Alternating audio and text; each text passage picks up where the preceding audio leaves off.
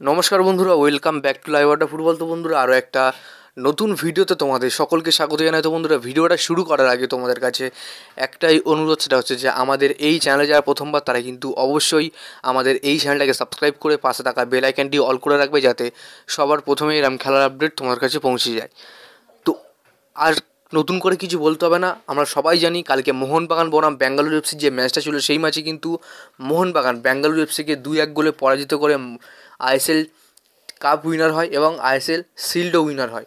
তো এক্ষেত্রে মোহনবাগান একটা বড় অ্যাচিভমেন্ট তারা কিন্তু নিয়েছে, এবং সেক্ষেত্রে অনেকেই জিজ্ঞেস করছিল যে মোহনবাগান ফার্স্ট প্রাইজ মানি কত ছিল। তো ফার্স্ট প্রাইজ মানি ছিল 6 কোটি টাকা, এবং সেকেন্ড প্রাইজ অর্থাৎ ব্যাঙ্গালোর এফসি পেয়েছে তারা কিন্তু 2.5 কোটি টাকা। তো কালকে অনবদ্য পারফরমেন্স দেখিয়েছে ম্যাকলারেন এবং স্টুয়ার্টকে সাবস্টিটিউটে লাগানোর পর স্টুয়ার্টের যে অসামান্য একটা অ্যাসিস্ট ছিল, সেই অ্যাসিস্টে কিন্তু ম্যাকলারেন গোল করে, এবং সেক্ষেত্রে গোলটা খাওয়ার পরে ব্যাঙ্গালোর এফসির প্লেয়ারদের কিন্তু বডি ল্যাঙ্গুয়েজ দেখেই বোঝা যাচ্ছিলো যে তারা কিন্তু পুরোপুরি হাল ছেড়ে দিয়েছে। এবং ম্যাচটা তোমরা অবশ্যই লক্ষ্য করছি কি জানি না, যে প্রথম থেকে অর্থাৎ মোহনবাগানের 2-1 অ্যাটাকের পরে কিন্তু পুরোপুরি ওয়ান সাইডেড ম্যাচ হচ্ছিল, যেখানে কিন্তু পুরো ম্যাচটাই ব্যাঙ্গালোর এফসি কন্ট্রোল করছিল, এবং সেকেন্ড হাফের পরেও কিন্তু ব্যাঙ্গালোর এফসি তারা কিন্তু কন্ট্রোল করছিল। এবং ওন গোল হয়ে যাওয়ার পরে মোহনবাগান পেনাল্টি থেকে জেসন কামিংস অসামান্য একটা গোল করে। তো সেক্ষেত্রে কিন্তু 1-1 গোলে অ্যাগ্রিগেট হয়ে যায়, এবং একদম এক্সট্রা টাইমে গিয়ে ম্যাকলারেনের যে গোলটা, সেই গোলটাই কিন্তু উইনিং গোল হয়ে যায় মোহনবাগানের জন্যে।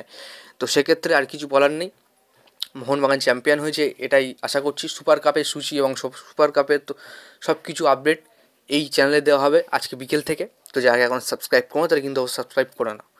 এরপরে তোমাদের আপডেট দেবো স্টুয়ার্টকে নিয়ে। তো স্টুয়ার্টের চুক্তি কিন্তু এই মে মাসের 31 তারিখে শেষ হয়ে যাচ্ছে। তো অনেকেই বলছে যে স্টুয়ার্ট হয়তো সুপার কাপ খেলবে না, অর্থাৎ সুপার কাপ কিন্তু তিনি খেলবেন না, তিনি কিন্তু দেশে চলে যাবেন, হয়তো এটা হতে পারে। কিন্তু মোহনবাগানের সাথে কিন্তু চুক্তি আরও কন্ট্রাক্ট এক্সটেনশন করতে পারে স্টুয়ার্টের সাথে মোহনবাগান। এমনটা যে স্টুয়ার্টকে ছেড়ে দেবে মোহনবাগান, কন্ট্রাক্ট কিন্তু এক্সটেনশন করতে পারে। এবং পাশাপাশি জেমি ম্যাকলারেনের কন্ট্রাক্টও কিন্তু এক্সটেনশন করতে পারে, অর্থাৎ ম্যাকলারেনের সাথে কিন্তু যত বছর কন্ট্রাক্ট আছে, 2 বছর 4 বছর কথাই বলছি, তার সাথে কিন্তু আরও 1 বছরের কন্ট্রাক্ট এক্সটেনশন করে নেবে মোহনবাগান সুপার জায়ান্ট। তো এই নিয়ে কোনো সন্দেহ নেই। এবং জেসন কামিংসেরও কিন্তু দিমিত্রি পেতাতাসকে নিয়ে একটা সন্দেহ থেকে যাচ্ছে। কিসের সন্দেহ, কেন সন্দেহ, সেটার কিন্তু আলোচনা করবো বিকেলের ভিডিওতে। তো যারা এখনও লাইক করোনি, ভিডিওটা লাইক করে দাও। এরপরে তোমাদের আপডেট দেবো নতুন বিদেশিকে নিয়ে। তো অনেকেই বলছে স্টুয়ার্টকে ছেড়ে দিয়ে নতুন স্প্যানিশ মিডফিল্ডারের ওপর নজর দিচ্ছে মোহনবাগান।